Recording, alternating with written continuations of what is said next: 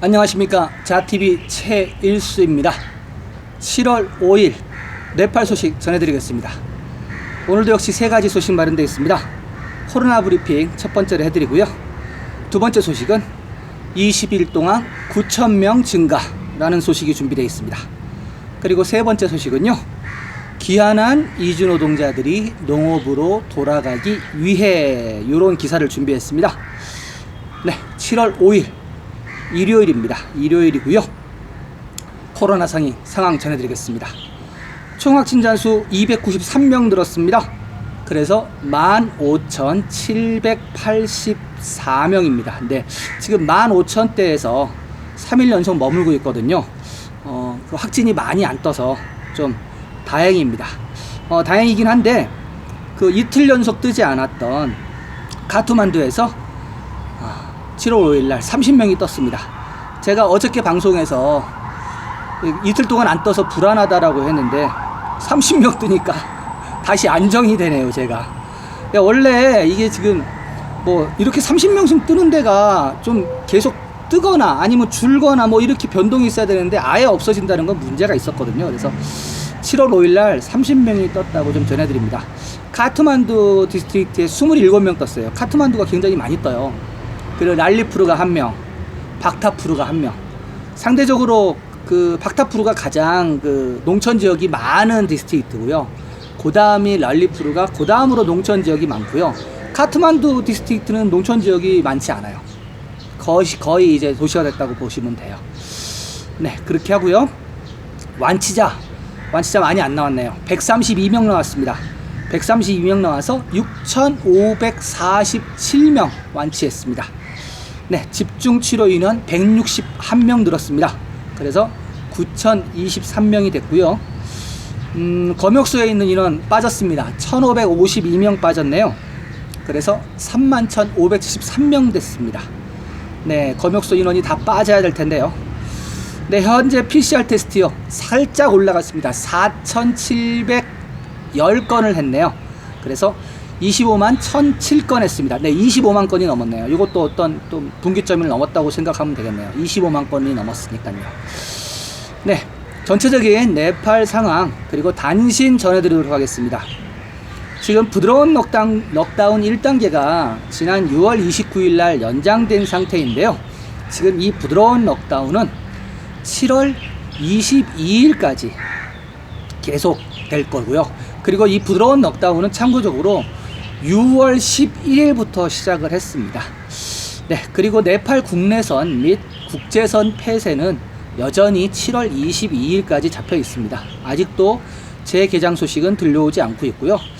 민간 부분에서 계속 그 푸시를 하고 있는데 안 되고 있습니다. 그 대중교통도 아직 전혀 안 되고 있고요. 택시도 안 되고 아무것도 안 되고 있습니다. 오토바이하고 수용차만 다닐 수 있어요. 그래서 어떻게 보면은 오토바이를 소유하고 수용차를 소유한 사람들은 사실은 먹고 살만한 사람들이거든요. 부유한 사람들이에요. 그러니까 부유하진 않다고 하더라도 그래도 한국 개념으로 따지면 자가용이 있는 사람들이거든요. 그런데 이제 대중교통을 타고 다니는 사람들 같은 경우는 대부분 사실은 서민들이잖아요. 그 서민들이 이제 힘든 거죠.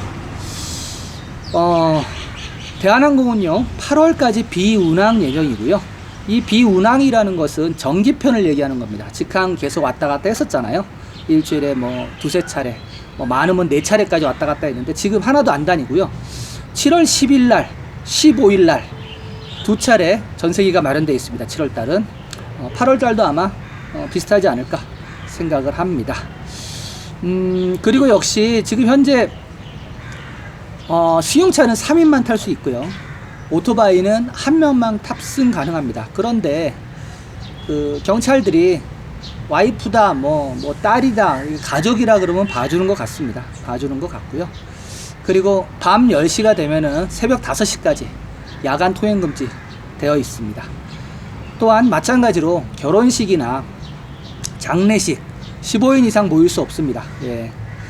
지금 결혼하기 어려운 시기예요. 손님 청하기도 어렵고요. 손님 청하면은 또 그거 물리적 거리 두기 어렵고요. 상당히 좀 힘든 시기를 지금 지나가고 있습니다. 네팔은. 네. 또 단신입니다. 보건부는 네팔 내 지역 감염이 아직 발견되지 않았다고 공식 발표했습니다. 그러나 보건의료 전문가는 지속적으로 문제제기를 하고 있는 상태고요. 보건부는 감염자의 6%가 감염 지역에서 온 여행 기록이 없거나 확진자와 접촉한 이력이 없는 자라고 찾기가 어렵다는 얘기죠. 말하자면 여행 이력도 없고 그리고 접촉자도 찾기 어려운 접점을 찾기 어렵다고 지금 보건부에서 계속 사인을 보내고 있습니다. 그들이 할 일이 그 접촉자 찾는 일인데요. 그걸 자꾸 못한다고 하는 상황입니다. 네, 그리고 아까 잠깐 제가 말씀드렸는데 대중교통이 운행하지 않고 자가용하고 오토바이만 지금 홀짝수제로 운행하고 있다 보니까 교통수단 없는 시민들은요 걸어 다녀야 됩니다. 그래서 뭐 짧게는 30분, 길게는 뭐 1시간, 2시간씩 지금 걸어 다니거든요. 그래서 힘들다라는 이제 기사들이 많이 나옵니다. 그리고 지금 몬순 상태라 비가 계속 내리잖아요. 비가 하루에도 몇 번씩 내리기 때문에 또 뭐 비 온다고 또 회사 늦을 수는 없잖아요. 네, 그런 문제가 좀 발생하고 있습니다. 네, 어저께 마장에 그 산사태 소식 전해드렸는데 추가 소식이 나왔네요. 지금 사망자 6명이고요. 18가구가 지금 휩쓸렸다고 했는데 그리고 45가구가 또 지금 위험하다고 합니다. 그러니까 이게 집안이 일단 이제 그 뭐랄까 연성화 됐다는 거죠. 언제 휩쓸릴지 모르는 상황이라 대피한 것 같고요. 그래서 지금 400명 정도 난민이 발생했다고 합니다. 피난민이. 네. 근데 뭐 매년 있는 거기 때문에 매년 대처를 잘할 것 같지만 참 대처 못해요. 네팔이. 일단 사고 나면은 그때부터 움직이고요. 참 힘듭니다. 예, 또 다른 단신입니다. 6명의 네팔 여성, 모랑 디스트릭트, 자파 디스트릭트, 파르파 디스트릭트 출신 26세에서 41세 네팔 여성 6명이 델리에서 구조 요청을 해서 구해왔습니다. 정부에서. 이들은 말하자면 인력회사에 팔려간 겁니다. 2월 달에 그러니까 말하자면 코로나 바이러스가 생기기 전에 2월 달에 이라크하고 카타르로 무료로 공짜로 취업시켜준다는 그런 게임에 빠져갖고 인도 델리를 갔다고 합니다. 인도 델리를 갔는데 2월 말부터 이제 이 팬데믹이 시작이 되고 막 이러면서 팬데믹은 아니었지만 그래도 뭐 코로나가 퍼지면서 이들을 꿰어서 인도 델리까지 데리고 갔던 그런 브로커들이 다 사라졌다고 합니다. 그래서 이 여자분들 6명이 갈 곳이 없어서 네팔 대사관, 델리 대사관에다가 구조 요청을 해서 결국은 지금 구출해 왔네요. 그러면은 2월달부터 3, 4, 5, 6, 7, 4개월 만에 고향으로 돌아왔다는 소식입니다. 그래서 지금은 여성 보호소에 지금 보호받고 있다고 그렇게 얘기를 하네요. 되게 이런 일이 많습니다.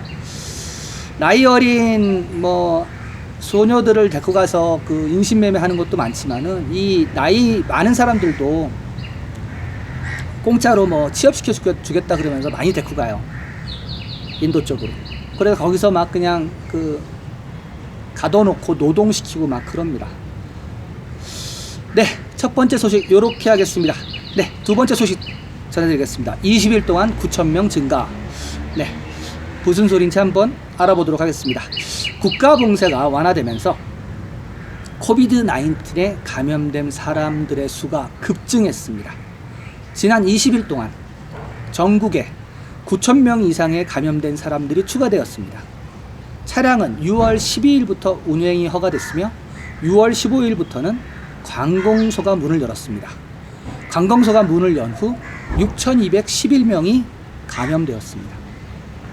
감염된 사람의 수는 6월 23일에 10,000명을 초과했고요. 일요일 오전 현재는 15,491명에 도달했습니다. 20일 동안 9,280명이 감염되었습니다. 두 사람이 감염되었을 때 국가 봉쇄를 선언했던 네팔은 매일 500명 이상이 나오더라도 효과적인 계획이 없습니다. 감염된 사람의 수가 매일 증가하고 있지만 정부와 집권당은 내부 권력 투쟁에만 몰두하고 있습니다. 선거에서 승리한 지도자들은 어려운 시기에 국민들을 섬길 것이라고 당선이 되었지만 현재 코로나가 온 나라에 퍼져 있지만 국민들을 도와주지는 않고 있습니다. 코로나 감염은 토요일에만 네팔에 232명이 확인되었고요. 금요일에는 740명이나 확인되었습니다. 일요일 오전 현재는 감염자가 15,491명에 이르고 34명이 사망했습니다. 보건부에 따르면 686명이 1프로빈스에서 4,083명이 2프로빈스에서 525명이 제3 바그마티 프로빈스에서 1,133명이 제4 간다키 프로빈스에서 3,942명이 5프로빈스에서 감염되었습니다. 그리고 제6 까날리 프로빈스에서는 1,540명이 감염되었고요. 제7 수드르퍼침 극서부 프로빈스에서는 3,583명이 감염되었습니다. 마낭 디스트릭트와 무스탕 디스트릭트는 각각 한 사람밖에 없어서 가장 적지만 라우타하 디스트릭트는 가장 많은 1,400건을 보이고 있습니다. 세계보건기구와 공중보건 전문가들과 기구들은 네팔의 코로나 감염수가 앞으로도 계속 증가할 것이라고 말합니다. 국가와 국민은 위기의 시기에 정부가 필요하지만 지금은 네팔은 평상시처럼 정치투쟁과 자기 밥그릇 챙기기에만 몰두하고 있는 형편입니다. 이제라도 국가 지도자들은 국가와 국민의 생명을 구하는 데 전력을 다해야 할 것입니다. 정치 분석가 샴 시레스타 씨에 따르면 이제는 권력, 전복, 갈등을 보여줄 때가 아니라 코로나 바이러스 전염병과 싸워야 할 때라고 말합니다. 정부는 현재 코로나에 민감하지 않을 뿐더러 코로나 사망 사례가 32개에 이르렀을 때도 집권 여당의 분열에 관한 조례를 마련하는 데에만 정신이 팔려 있었습니다. 집권 여당인 CPN 마오이스트들의 권력투쟁은 대통령이 조례를 비준한 직후 시작되었습니다.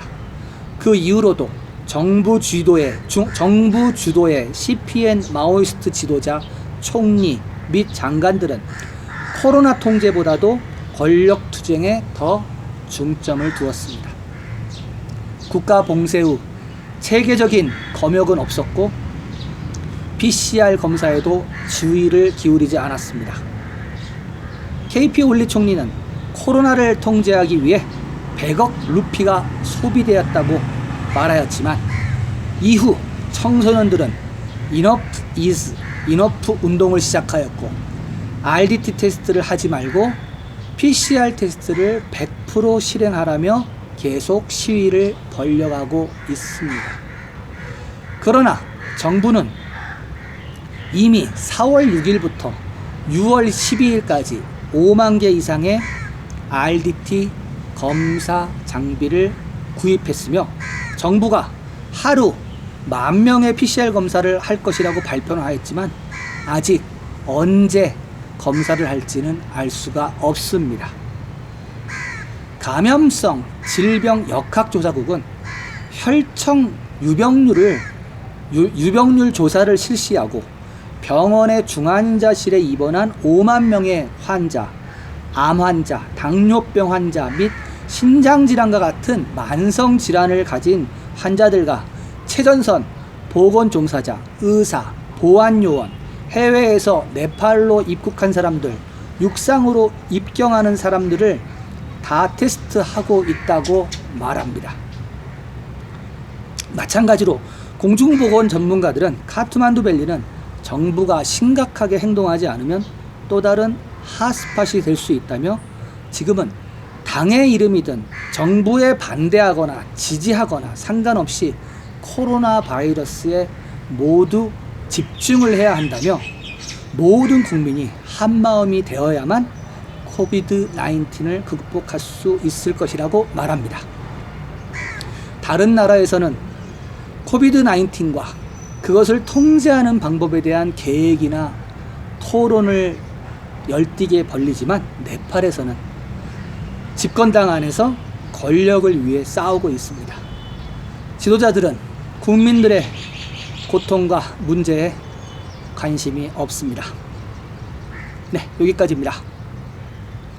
현재 네팔의 상태입니다. 지금 집권당 내에서 그 올리 총리를 비롯해서 상태의 심각함을 모르고 그 자기들 권력 구조 재편에만 지금 정신이 팔려 있습니다.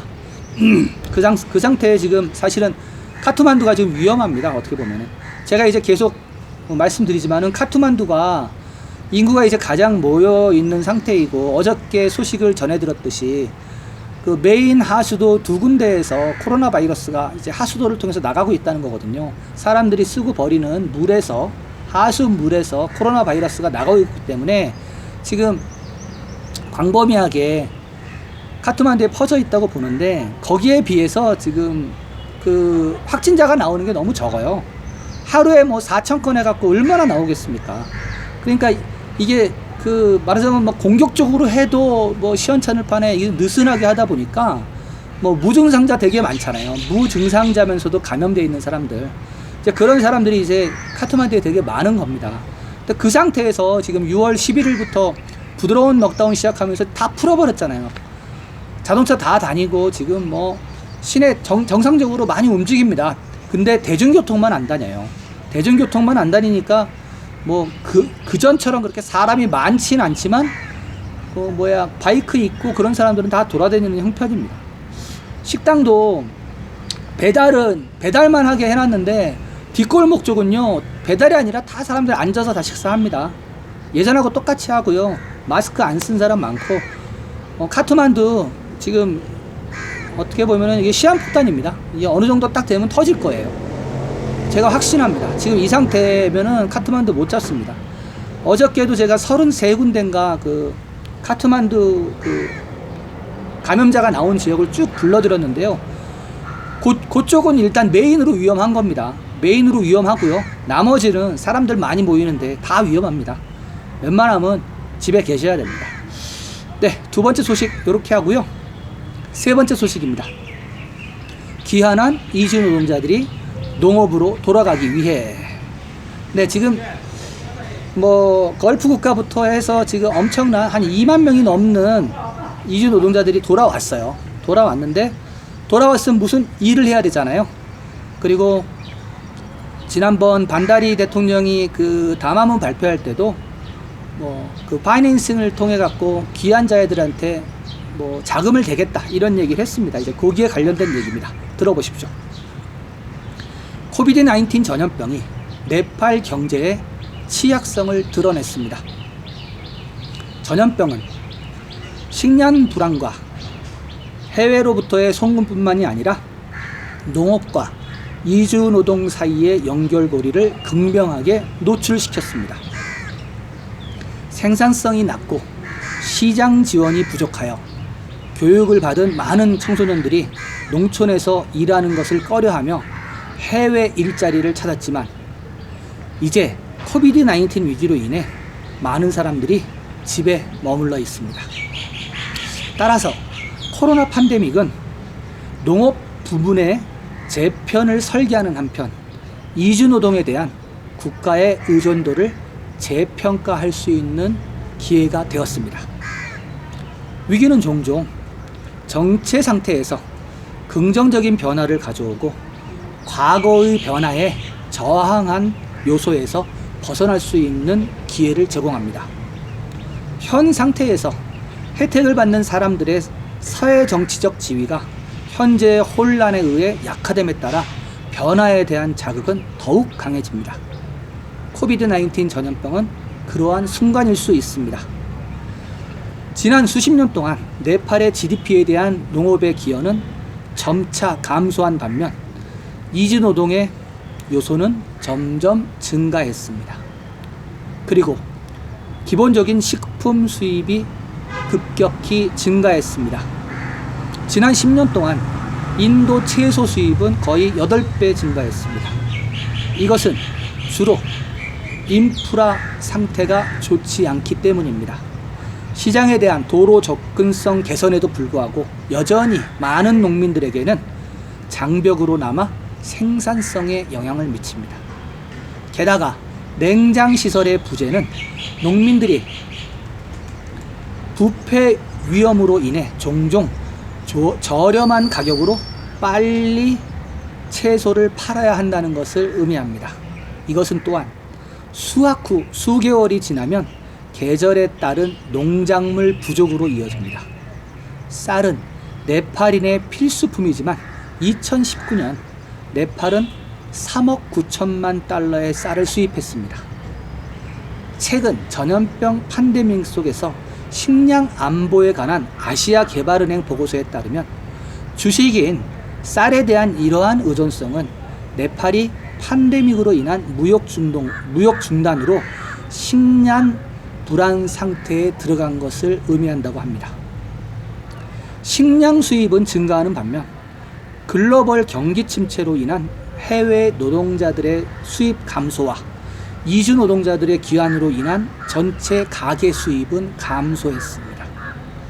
2008년 해외로부터 들어온 송금은 네팔 총 GDP의 28.6%에 기여를 했습니다. 송금에 대한 이러한 극단적인 의존성이 있는 네팔은 코비드-19 전염병과 같은 외부 충격에 매우 취약합니다. 이제 네팔의 과제는 농산물 생산을 늘리기 위해 해외 네팔 젊은이들의 귀환을 지시하는 경로를 재구성하는 것입니다. 노동자들이 해외에서 벌어들인 것보다 많지는 않더라도 이제라도 눈을 돌려 많은 일을 할 수 있는 유리한 직업으로서 농업을 장려해야 합니다. 이를 위해서는 농업 생산성 증가와 농업 보조금 제도 운영 및 수확 후 저장 공간 건설로 생산성을 감소시키는 가치 사슬을 끊어버리는 국가적 행동이 필요합니다. 민간 협력은 경제 및 운영 효율성에 대한 민간 부문의 성향을 활용하여 이러한 격차를 해소할 수 있으며 농업 상품 밸류 체인을 구축하기 위한 올바른 조건을 조성하는 정부의 의견을 반영할 수 있습니다. 농업 현대화 프로젝트는 인센티브 제도를 넘어서 네팔 전역의 농장에서 노동 잉여를 활용하는 목포 역량 강화를 지원해야 합니다. 이를 위해서는 기존의 농업사업자, 기업가 및 교육기관의 경험을 바탕으로 귀환한 이주 노동자들의 강점을 수용하는 민첩한 접근 방식이 필요합니다. 농업과 귀환한 이주 노동자 사이에서는 통합의 조짐도 보이고 있습니다. 귀환한 이주 노동자들은 해외에서 얻은 선진 기술과 자본을 활용하여 유망한 농업 사업 벤처에 현지 투자할 수 있습니다. 냉동 저장 시설을 갖추고 버섯과 딸기를 생산하는 농장은 한 예입니다. 또한 떠라이 지역의 사과 가수원에 투자하여 고용을 창출하여 지역 경제를 향상시킨 다른 예는 귀환한 이주 노동자들과 농업을 증진시키는 새로운 활력소가 될 수 있을 것입니다. 정부의 역할은 유익한 시장 조건을 제공하고 그러한 농업 사업가를 계속 육성하는 것이어야 합니다. 정부는 해외 송금 손실을 애도하기보다는 네팔 농업 생산 증대로 눈을 돌려야만 합니다. 현재의 위기는 과거의 정책 결정을 재평가하고 농업 자급자족과 지역 고용이 서로 관련되어 있음을 인식하기 위한 환류 절차로 바뀌어야 합니다. 지속 가능한 사회 구조를 기반으로 하는 탄력적인 사회 경제적 모델을 창출해야 하는 것입니다. 네, 기사는 여기까지입니다. 이야기들이 많은데요.